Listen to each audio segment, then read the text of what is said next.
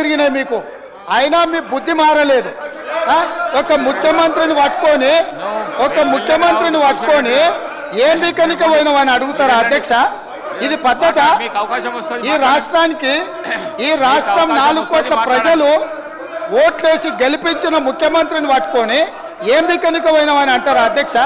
ఇదేనా తెలంగాణ సాంప్రదాయము?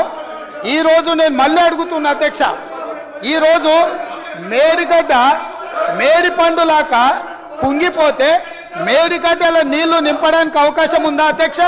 ఇవాళ మీరే సాగునీటి పారుదల శాఖ మంత్రులుగా పనిచేసారు కదా, చంద్రశేఖరరావు గారు, హరీష్ రావు గారు ఇద్దరు సాగునీటి పారుదల శాఖ మంత్రిగా పనిచేసారు కదా అధ్యక్ష.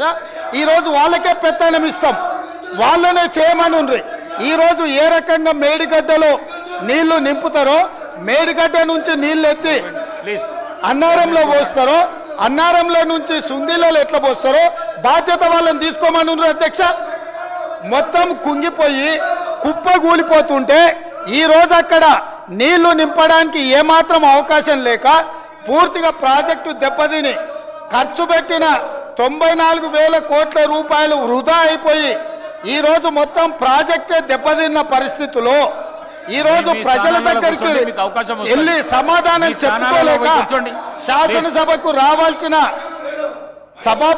ఉపనాయకుడు ఇక్కడ సభలోకి రాకుండా పారిపోయి ఈరోజు చర్చ చేద్దామంటే రాకుండా ముఖ్యమంత్రి గారిని పట్టుకొని ఇట్లా మాట్లాడొచ్చా అధ్యక్ష?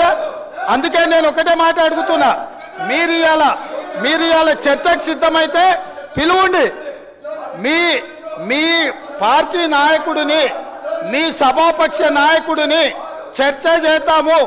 రేపు సాయంత్రం వరకైనా కాళేశ్వరం ప్రాజెక్టు మీద, గోదావరి జలాల మీద ఈ ప్రభుత్వం చర్చ చేయడానికి సిద్ధంగా ఉంది. పారిపోయి ఫామ్ హౌస్లో వండుకొని ప్రతిపక్షాలుగా బాధ్యత నుంచి తప్పించుకొని మీ అవినీతి బయటపడుతుందని, కాళేశ్వరంలో మీ దోపిడీలో జైలుకి వెళ్లాల్సి వస్తుందని కేసీఆర్ను చంపుతారా అంటారు. ఎవరికి అవసరం ఉంది అధ్యక్ష చంపాల్సిన అవసరం?